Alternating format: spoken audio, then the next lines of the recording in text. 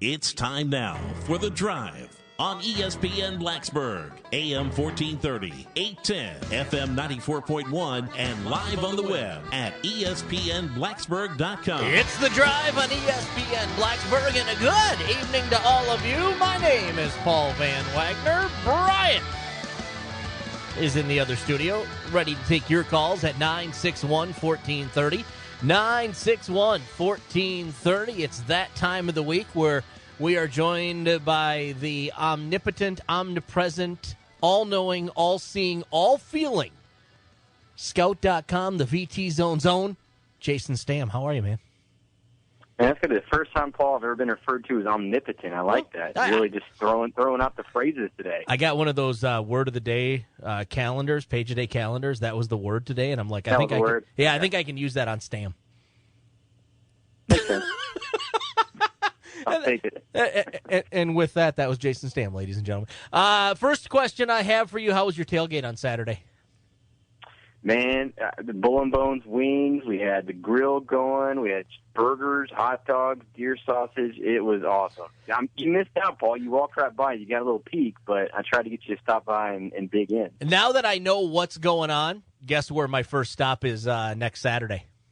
There you go. Yeah, man. I told you, it's better than anything you're gonna get up in the press box. Well, I plan on hitting that up next Saturday. I might even bring some more of my peeps by just to show them, be like, hey, look what I got going on here. I know people. I'll bring them on, man. All our subscribers and everybody else who comes to our tailgate, I'm sure love to have you. That sounds good to me. So I want to talk a little bit about some football recruits today, like we always do. But I want to kind of talk more. We always kind of hit on the big guys. We've talked about Devin Hunter and Jeremiah Holman and Jordan Anthony quite a bit. I want to talk about some of the other guys that are on the list, like Donovan Johnson, Jalen Holston. These are guys that have Virginia Tech in their top five, maybe not the cream of the crop, if you will, but still guys that probably can contribute. And by the way, Johnson, Detroit kid, I like him already. Yeah, Donovan Johnson, I mean, that's a kid that's got that connection with Brian Mitchell. Those guys have been, pretty close, even back to, when Brian Mitchell was at West Virginia. Mm-hmm. So, Donovan Johnson he needs to get down here on a visit. That's pretty much what the biggest thing comes down to. He does have, a top six, if you want to call him, if it's official top six. Right. But Penn State, Virginia Tech, West Virginia, Missouri, Oregon, and Arizona. And he's been to a few of those schools. He's been to Missouri, he's been to West Virginia, he's been to Pittsburgh, he's been to a few other spots, but they got to get him down to Virginia Tech. I mean, they're not going to have a shot unless they can get him to visit. So that relationship is good. It's kept them in it so far, and obviously they're still very much in the mix there, but got to get him down for a visit. But at this point, I don't know. This could be a kid who waits until signing day. And obviously, it's really going to pick up after the season if that's the case. I thought for a while he would decide probably during the season. But right now, I don't know. I'm thinking he could go all the way up to February. Well, I'm going to tell you a little something because, of course, I come from Michigan. I know a little bit about the Detroit Public School League. If you're good enough to play corner in the DPSL, you're probably good enough to play pretty much anywhere in the nation. That's some legit football in the Detroit Public School League, and Cass Tech is one of those schools that traditionally year in and year out is a leader in that league. So the fact that Virginia Tech is interested in him and he's interested in Virginia Tech, don't sleep on the fact that he's not a 7.57 kid because they can ball up in Detroit pretty good. Yeah, and Michigan's another one of those areas that it's not like they haven't recruited up there before. I mean, they got Josh Jackson. Yeah. Of course, Jackson was more of a connection with Scott Leffler than anything else. That's the main reason why, he came down to Blacksburg. But they're actually making a more concerted effort to get up there. We've talked about the guys in Muskegon and, Khalil Pimpleton put on a show last week. If you haven't seen it, he did. I know our scout analyst up there, Alan True, was at the game, got some really good footage. I think he got every touchdown he had. I think he had 5, plus a few other big-time plays. So that kid can do it all. So, and they were playing it at the Big House in Ann Arbor, so on a pretty big stage. But, yeah, those Michigan guys, from what I can tell, pretty good group up there. Yeah, no doubt about that. Another kid I wanted you to mention, if you would, Jalen Holston. I think we've talked about Jalen before a little bit. Running back out of Georgia. He's got Virginia Tech in his top 5. What can you tell me about this young man? Yeah, I know he's got a top 5, but this one is pretty much North Carolina or Virginia Tech. I don't see it going past those two. I thought he may commit to Virginia Tech a month and a half ago when he was here for all the Blacksburg Bash stuff. So it didn't happen then. It really seems to really just kind of be whenever he's ready. I mean, but then again, at the same time, because we thought he was so close, the longer he waits, this is one of those, the longer he waits, I think the worse it is for Virginia Tech. Because at this point, you're kind of thinking, what's he waiting on? So if he's holding it off, if he's waiting on something else, if somebody big offers, maybe he's kind of waiting to see once his film gets out a little bit here, the first 2 games of the season, maybe you kind of fish it out there a little bit, see if you get any nibbles. So if he gets a bite from a big-time school, then that may be enough to swoon him away. But right now, Virginia Tech is in an excellent spot with him. They've just got to get him to they got to get him to visit again sometime. He just visited not that long ago, and was at Virginia Tech a few weeks ago. But they got to get him back. They got to keep showing him love. They got to make trips down there and be at his games, and it just it's a matter of almost kind of waiting him out. I feel like at this point too, but. Again, like I said, the longer he waits, the more you got to feel pretty uneasy about him with as far as the Hokies go. A couple of guys, and more so the position as opposed to the player, definitely good recruits in Caleb Chandler, the offensive guard, and Carter Warren, the offensive tackle. You and I have talked about this. These are getting to be positions of serious, maybe not quite yet dire need, but spots that have to be filled. And these 2 guys have Virginia Tech on the list. I know Chandler's got what appears to be a top 7 maybe, and Warren's got a top 5 with Michigan and Tennessee in there too, but they're kind of low. What are the chances of either of these 2 young men coming to Blacksburg, and are these must-gets for the Hokies? I wouldn't call either one of them must-get. Okay. At this point, I mean, Mekhi Becton is the guy. That's the must-get. They got to get him an offensive line. I mean, especially with the way UVA struggled, I don't think that they could lose every game and still get Mekhi Becton. I mean, because that relationship they've built with him. Right. And they were one of the very first ones to recruit him. Virginia Tech, as we've talked about before, I think kind of waited around on him a little bit. So he's the top guy. They really need to get him an offensive line. Now, Carter Warren, I know his grades aren't the best. That's kind of been the biggest holdup as far as why more schools haven't gotten in on him. They're all kind of waiting to see what he does this semester. He's not that far off where you're like, oh, this guy's a definite JUCO. I've been asked that a few times. It's too early to say that. Right. He's still got this semester, and next he's got 2 semesters left. So he's got time, but and then Caleb Chandler, they've kind of cooled on him a little bit.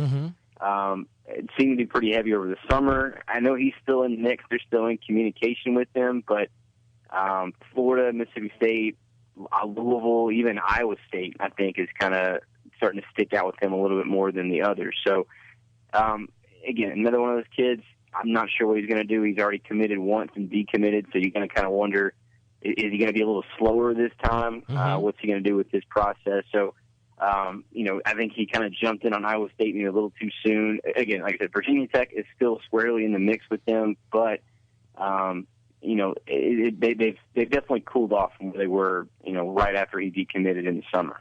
Anybody that's jumped out, I know we're a couple weeks now into the high school football season. Any guys that all of a sudden have popped up on some radars, whether it be Virginia Tech or just kind of in general on Scout.com's radar from, I guess, the Commonwealth or the surrounding area where possibly Virginia Tech might want to get on these guys? Yeah, I don't know if anybody right now. I mean, Hendon Hooker has had an excellent couple of games. Yes, between he and Pimpleton, they've probably been the talk of all the Virginia Tech commitments so far. I mean, they've only been a couple games into the season, but like I said, both of those guys have really been impressive right now. It's still kind of early because it's usually about the first 3 or 4 games. That's usually about a third of the way through. If depending on the playoffs, it could be like a quarter of the way through. But it's a good indicator. You don't want to, typically base a guy off of one game. Mm-hmm. So you want to see about 3 or 4 games on film. So ask me that question again here in another week or two, and I may have a different answer for you. Once this film gets out, starts circling a little bit, and more coaches get a chance. Because there's always some guys that do that. You got, maybe someone who looked pretty good in a camp, and you're waiting to see what he does in a game situation. So, yeah, in another week or so, we'll know that question even better. And I believe the Hokies picked up a pretty decent recruit here the other day, Alexander Walker. Is that a new commitment for them, or is that one that they've been on for a while? Is that on the basketball side? Yeah, on the basketball. Sorry, I switched gears on you. I apologize. Yes, on the basketball side. Yeah, no, Nikel has been committed since, when was that, first week of May. Okay. He is probably going to be, that's their next go-to guy as far as basketball is concerned. You're talking about a guy who's going to really shoulder the load. He's it. I mean, they're working on it. The next couple of weeks, these next 2 home games are very, very, very crucial. I mean, I really can't understate that, just how crucial these next few weeks are. They've got a lot of guys coming for official visits here for homecoming. That's on the 24th with East Carolina. They've got to close on at least a couple of these guys as far as basketball is concerned. I think it would be a huge disappointment if they don't get at least one guy. I think they're hoping to get maybe 2 and be done with the 2017 class. So they're looking at taking 2 more guys right now. They'd like to get a point guard, and they'd like to get a big. They're looking at a couple that are combo guards. They could, if these point guards don't work out. I mean, Lindell Wigington, Wabissa Bede, those are your top 2 point guard targets right now. Trey Perry's one of those combo guards I mentioned. Ejike Obina, Luka Garza. You got some of the other guys they're still keeping an eye on, but probably not, at least with Garza, not in the best shape there. Obina, I think that's their best shot at getting the post. About 6'9", 6'10", so he's not, he's got pretty good size. He's originally from Nigeria. Has been in the States, I know, for I think about 4 years now. So he's gotten really, just the longer he's been here, the better he's gotten kind of accustomed to everything and the style of play and what he needs to do. And but yeah, these next few weeks are absolutely vital as far as recruiting goes for Virginia Tech basketball. Well, then who are the guys that we really should be keeping an eye on? I know you mentioned Wigington. You also mentioned Bede. Who are some of the other guys, if these guys fall through, or are these kind of the guys that we as fans need to keep our eyes on?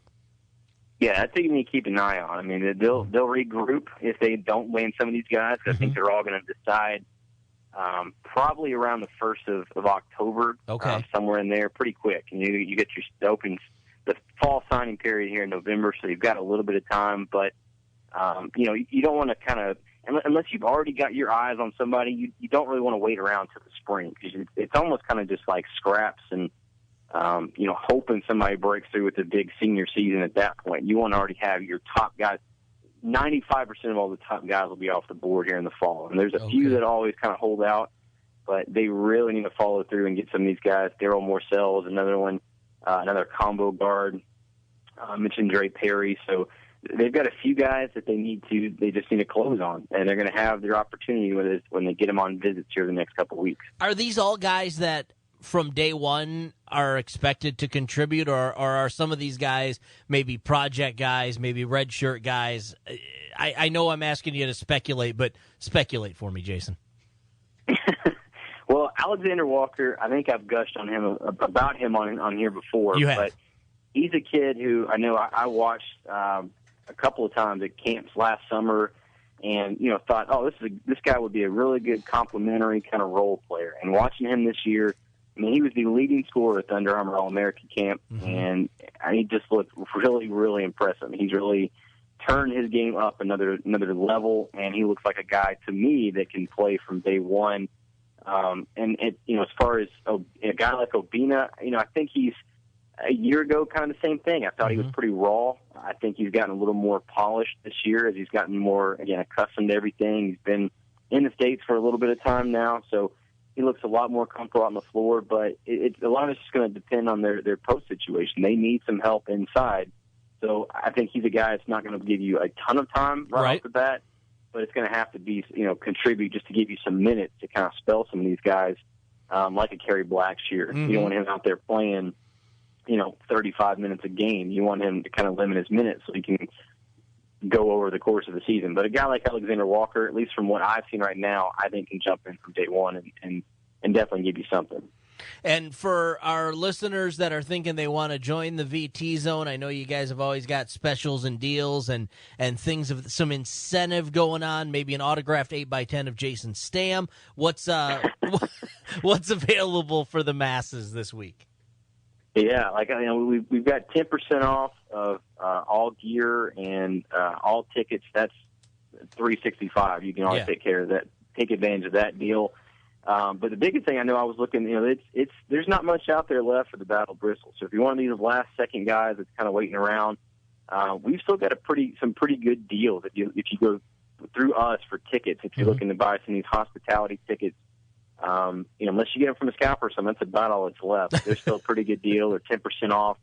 I can't remember the price, but it's a pretty good deal with that 10%. It's definitely below face value. Sure. So, these last second stragglers, if you decide you want to go, it's a good place to start. Jason Stamm is with the VT Zone, scout.com.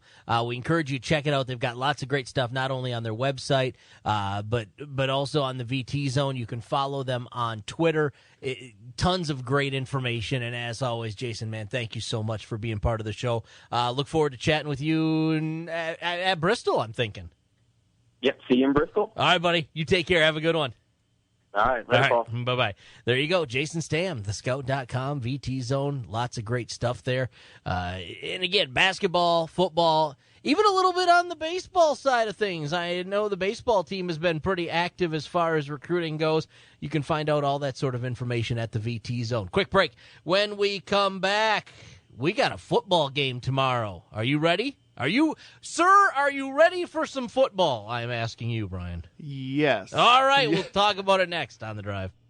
ESPN Blacksburg, AM